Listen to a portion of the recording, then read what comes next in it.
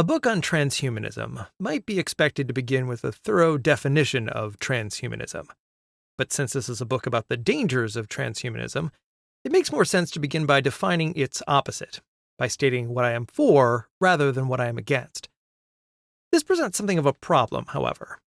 Etymologically, transhuman means going beyond that which is human. It would seem, then, that someone who opposes that transing could be said to profess an ideology called humanism. But humanism, as the term is generally understood, is not so much transhumanism's opposite as an earlier stage on the slippery slope that leads to transhumanism. Usually, it's nothing more than a synonym for atheism. The American Humanist Society, which counts science fiction authors Isaac Asimov and Kurt Vonnegut among its past honorary presidents, defines it as a non-theistic worldview with ethical values informed by scientific knowledge and driven by a desire to meet the needs of people in the here and now. The term is also often associated with the Italian Renaissance rallying cry that man is the measure of all things. These attitudes are simply transhumanism awaiting technological advancement. Humanism might be better termed proto-transhumanism. I'm afraid I'll have to label the position I champion as anti-transhumanism. It is never wise to assign oneself the negative in a debate, but since anti-transhumanism is not equivalent to humanism, the way anti-disestablishmentarianism is to establishmentarianism, I find myself with little choice. A better term for the opposite of transhumanism might be simply wisdom, the kind recommended in Proverbs, of which fear of the Lord is the beginning. But that word has lost the rich, technical meaning it held for its original audience. The Hebrew word, chokhmah, is the same one used to describe the skill of the craftsman who assembled the tabernacle. In the same way that there is an art to embroidery or stone carving, there is an art to living. It's possible to live a good life or a bad life, the same way it's possible to make a good chair or a bad chair, though of course neither all good chairs nor all good lives look the same. God's chokhmah is said to have been present at and infused into all of creation, inviting us to seek it out and live according to it. The fear of the Lord is the beginning of wisdom because it keeps us conscious of our creaturely status.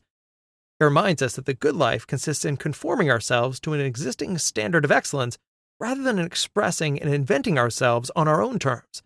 Or, to borrow terms from Catholic philosopher Charles Taylor, in mimesis rather than poesis. This is not solely a Judeo-Christian idea. In Plato's Republic, Socrates argues that just as a good pruning hook is one that cuts vine branches well, and a good eye is one that sees well, so justice is the excellence of the human soul, without which the soul cannot fulfill its own ends. Aristotle makes a similar point when he asks, are we then to suppose that while carpenter and cobbler have certain works and courses of action, man as man has none, but is left by nature without a work?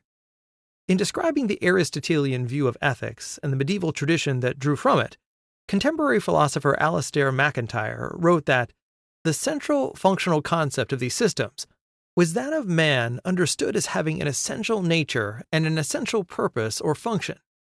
Just as the cobbler orients himself toward making good shoes, so the man aims at what Aristotle called eudaimonia, often translated as flourishing. It is man's telos, or proper end. The pre-Christian Roman statesman Cicero, working in the same philosophical tradition, argued that the highest good is to live according to nature. But he does not mean that we should follow our instincts and do whatever feels natural.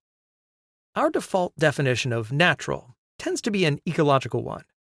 What happens naturally is what happens spontaneously or without external interference. The classical definition, however, refers to a thing achieving its telos. A tree might naturally be stunted by a lack of nutrients in the soil, but it would have failed to develop according to its own nature. A human adding fertilizer to that soil would be unnatural in the modern sense, but natural in the classical sense, insofar as it helped the tree achieve the flourishing proper to it.